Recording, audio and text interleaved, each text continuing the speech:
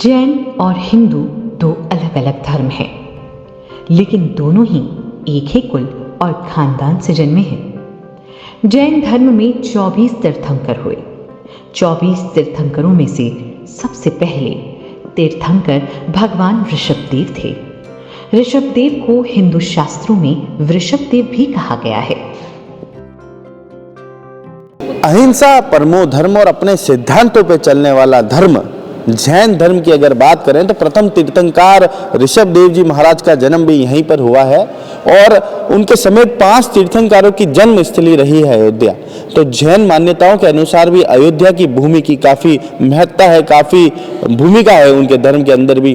और ऋषभदेव जी के पुत्र भरत जी की बात की जाए तो जैन मान्यताओं के अनुसार भारत देश का जो नाम ये पड़ा है वो उन्हीं के पुत्र के नाम के ऊपर, भरत स्वामी के नाम के ऊपर पड़ा है। तो कुछ लोगों से बात करेंगे, वे क्या सोचते हैं और क्या पौराणिक कथा है यहाँ की। जन्म स्थली है ऋषभदेव जी की, कितना गौरवान्वित महसूस कर रहे हैं यहाँ पर आकर? बहुत अच्छा लग रहा है, बहुत अच्छा जी। घर पे थे उससे भी बहुत अच्छा लग रहा है यहाँ पर हमारे को जी। और यहाँ 5 भगवानों की जन्मस्थली है और ज्ञानमती माता जी के पास भी गए, जिनके दर्शन किए।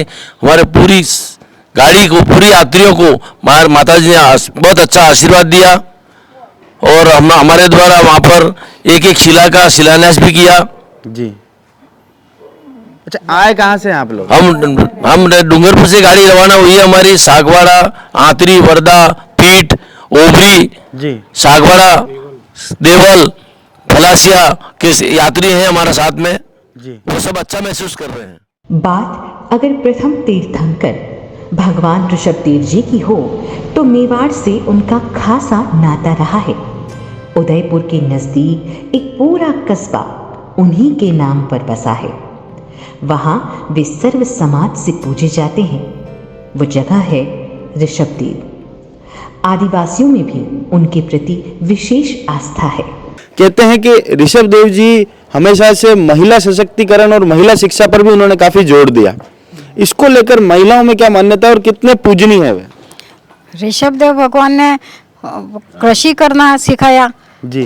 और कृषि और मछली सब सिखाया जी। और व्यापार कैसे करना वो सब कुछ सिखाया। जी।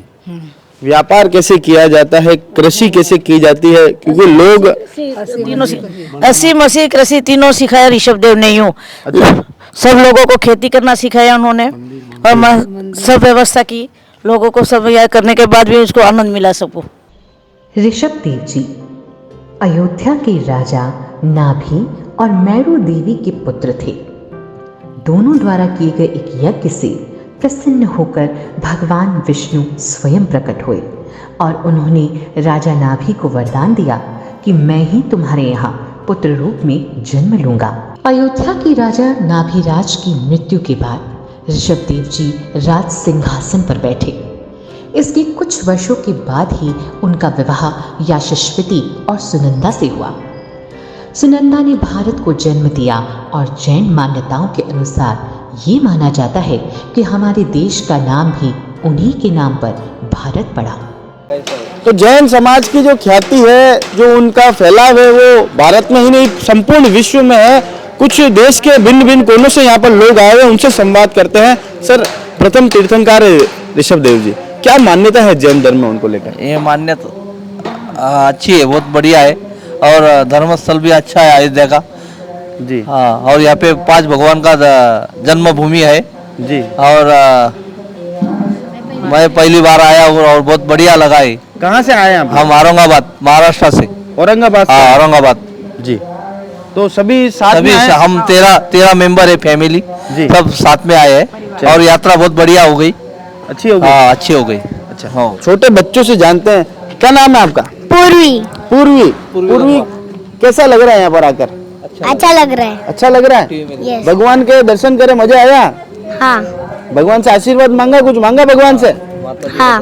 क्या मांगा? माता जी के दर्शन हुए। क्या मांगा भगवान से? पढ़ाई में अच्छा हो। पढ़ाई में अच्छा हो। तो आप में से मराठी के अंदर कौन इनविटेशन देगा ये बताओ? राजस्थान वासियों को मराठी के अंदर इनविटेशन आप दे सकते हो, आमंत्रण दे सकते हो अयोध्या की धरती पे आने का? दो। आपल्या महाराष्ट्रामधले सर्व परिजन आपण एक वेळेस अयोध्येला जरूर अवश्य भेट देणे, कारण की इथं ऋषभदेव भगवानची जन्मभूमी आहे. आजूबाजूला 5 तीर्थंकरांची पण जन्मभूमी आहे आणि इकडे बघण्यासारखे आजूबाजूला पण तीर्थस्थळ आहेत. इलाहाबाद, रत्नापुरी, तिलोकचंद, कौशंबी वगैरे सगळं बघण्यासारखं आहे आणि व्यवस्था तर सगळ्यात चांगली ठेवलेली आहे. एक वेळेस ज्ञानमती माताजींच्या आशीर्वाद घेण्यासाठी आपण सर्वजणांनी अवश्य भेट द्यावे आणि आपल्या अयोध्या या धर्मनगरीला जास्तीत जास्त प्रोत्साहन देणे. जय जिनेंद्र. भगवान ऋषभदेव की मानव मनोविज्ञान में गहरी रुचि थी. उन्होंने शारीरिक और मानसिक क्षमताओं के साथ लोगों को श्रम करना सिखाया. इससे पहले लोग प्रकृति पर निर्भर होते थे, लेकिन भगवान ऋषभदेव ने उन्हें कई आजीविकाओं के साधनों की व्यवस्था के रूप में बताया, जिसमें कृषि, शिल्प, सैन्य शक्ति, परिश्रम, वाणिज्य और विद्या शामिल है. इसी कुल में आगे चलकर इक्ष्वाकु भी हुए और इक्ष्वाकु के कुल में भगवान राम का भी जन्म हुआ. कहाँ से आए हैं आप सभी? हम औरंगाबाद से आए हैं, जी. अयोध्या में आए महाराज माता जी के दर्शन करने के लिए और आने के बाद बहुत ही अच्छा लगा यहाँ पे. बस 5 जन्मभूमि है जी. वो सबके दर्शन करके बहुत ही अच्छा लगा. अच्छा लगा. महाराष्ट्र लगा. मजा आया दर्शन करके? मजा आया ना दर्शन करके. मन में शांति हुई? शांति हुई सब. और राम जन्मभूमि में आए हैं. कितना अच्छा लग रहा है. बहुत अच्छा लग रहा है. एक बार सभी सियावर रामचंद्र की जय. माता की जय. कहा जाता है कि एक दिन राज्यसभा में नीलांजना नाम की एक नृत्यिका के नृत्य करते करते हुई मृत्यु से ऋषभदेव बड़े आहत हुए. उन्होंने तो संसार से मानो जैसे वैराग्य ले लिया.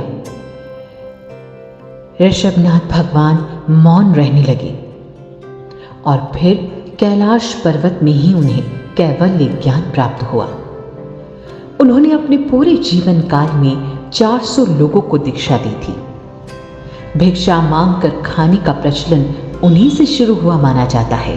सर, सबसे पहले तो बताएं कि जैन मान्यताओं के अनुसार अयोध्या की कितनी महत्वपूर्ण स्थान है अयोध्या का? ऐसा है सर कि अयोध्या अनादिकाल से हमारा शाश्वत क्षेत्र है. शाश्वत क्षेत्र जैन धर्म के अनुसार 2 ही हैं, एक तो अयोध्या और एक सम्मिश्रकर्जे. अयोध्या शाश्वत तीर्थ इसलिए है कि यहाँ जो 24 तीर्थंकर होते हैं जैन धर्म में, उनका नियम से यहाँ जन्म होता है. लेकिन हुंडाफसर काल के कारण यहाँ सिर्फ 5 तीर्थंकरों ने जन्म लिया है. सबसे पहले भगवान ऋषभदेव जी जो इस दुनिया के प्रथम राजा हुए हैं, ऐसा उत्तर प्रदेश सरकार के मुख्यमंत्री आदित्य योगी नाथ जी ने बोला है कि भगवान ऋषभदेव इस दुनिया के इस संसार के पहले राजा हैं. तो यहाँ भगवान ऋषभदेव जी के अलावा 4 तीर्थंकरों ने और जन्म लिया है, जिसमें अजितनाथ, अविनाथ, सुमतिनाथ और अनंतनाथ भगवान शामिल हैं. हुंडाफसर काल के कारण यहाँ सिर्फ 5 तीर्थंकरों ने जन्म लिया है, लेकिन आगामी जो भविष्य काल में 24 तीर्थंकर होंगे, उनमें 24 के 24 तीर्थंकर यहीं जन्म लेंगे और नियम से 24 के 24 तीर्थंकर शाश्वत भूमि सम्मिश्रकर्जे से मोक्ष जाएंगे. अब अयोध्या के बारे में जैन धर्म भगवान राम ऋषभदेव भगवान के बहुत बाद हुए हैं. भगवान राम जन्मभूमि के नाम से भी अयोध्या जाना जा रहा है, लेकिन हमारी प्रमुख साध्वी भारत गौरव गणनी प्रमुख ज्ञानमती माता जी का उद्देश्य है कि भगवान अयोध्या भगवान राम के जन्मभूमि के साथ साथ जैन धर्म के 24 तीर्थंकरों के जन्मभूमि के नाम से भी जाना जाए. इसके लिए माता जी प्रयासरत हैं और आगामी 24 में हमारे 24 तीर्थंकर यहाँ से जन्म लेंगे. और जो भगवान ऋषभदेव जी के पुत्र 101 पुत्र हुए हैं, उनमें से नाम है भरत चक्रवर्ती, जिनके नाम के कारण ही भारत का नाम भरत पड़ा है. ये उसका उल्लेख सिर्फ जैन शास्त्रों में नहीं है, वेद पुराण सब जगह ये उल्लेख है कि भगवान ऋषभदेव जी के पुत्र भगवान भरत चक्रवर्ती के नाम से ही भारत का नाम देश का नाम भारत पड़ा है. जी. जैन मान्यता के अनुसार पूर्णता प्राप्त करने से पूर्व तीर्थंकर मौन रहते हैं. भगवान आदिनाथ ऋषभदेव को 1 वर्ष तक भूखे रहना पड़ा. इसके बाद वे अपने पुत्र श्रेयांश के राज्य हस्तिनापुर पहुंचे। श्रेयांश ने उन्हें गन्ने का रस भेंट किया, जिसे उन्होंने स्वीकार कर लिया। आज भी अक्षय तृतीया के नाम से वो दिन प्रसिद्ध है, जहां हस्तिनापुर में गन्ने का रस पीकर ही उपवास खोला जाता है। और इसी प्रकार कठोर तप के पश्चात भगवान ऋषभनाथ को कैवल्य ज्ञान, जिसे आप भूत, भविष्य और वर्तमान का संपूर्ण ज्ञान कहते हैं, प्राप्त हो गया और फिर वे जिनेंद्र बन गए। राम के द्वार से उदयपुर न्यूज का जय जिनेंद्र। ऋषभ देव जी प्रथम तीर्थंकर थे, उनको लेकर क्या मान्यता है जैन समाज में? यहाँ पे क्या है कि भगवान प्रथम तीर्थंकर आदिनाथ भगवान थे। इनका जन्म स्थान है यह अयोध्या, और इनका प्रथम आहार यहाँ से हस्तिनापुर में हुआ था जी। और उन्होंने गन्ने का रस का आहार लिया था जी। 6 महीने बाद जी। बहुत तपस्या की थी, 6 महीने उपवास किए थे जी। इसके बाद उनका प्रथम जो आहार था वो गन्ने का रस का हुआ था जी। और इस क्षेत्र में इसी के आधार पर यहाँ पूरे गन्ने की खेती होती है और भरपूर खेती होती है और खूब गुड़ पकता है, अनाज पकता है और सभी लोग यहाँ के सब जो निवासी है बड़ी खुश से सुखी हैं, संपन्न हैं।